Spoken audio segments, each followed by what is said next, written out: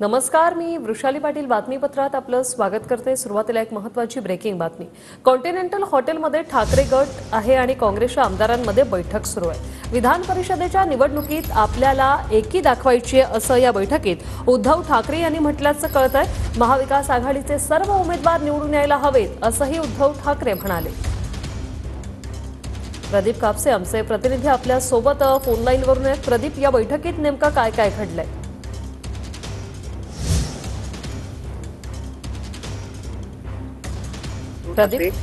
शिवसेनेचे उमेदवार मिलिंद नार्वेकर यांना घेऊन या बैठकीमध्ये पोहोचलेले होते। उद्धव ठाकरे यांनी या बैठकीमध्ये आमदारांना मार्गदर्शन केलेलं आहे की विधान परिषद निवडणुकीमध्ये महाविकास आघाडी आपल्याला एकी दाखवायची आहे। विधान परिषदेचा निकाल विधानसभा निवडणुकीसाठी लोकांसमोर घेऊन जाण्यासाठी अतिशय महत्त्वाचा असणार आहे। त्यामुळे महाविकास आघाडीचे उमेदवार जे आहेत ते निवडून आले पाहिजेत अशा पद्धतीचं मत जे आहे ते उद्धव ठाकरे यांनी व्यक्त केलेलं आहे। या निवडणुकीमध्ये एकी दाखवली तर विधानसभा निवडणूक जी आहे ते आपल्याला एकत्रितपणे लढायची आहे। त्यामुळे उद्धव ठाकरेंनी आमदारांना आवाहन केलेलं आहे की महाविकास आघाडीच्या उमेदवाराला मतदान करा।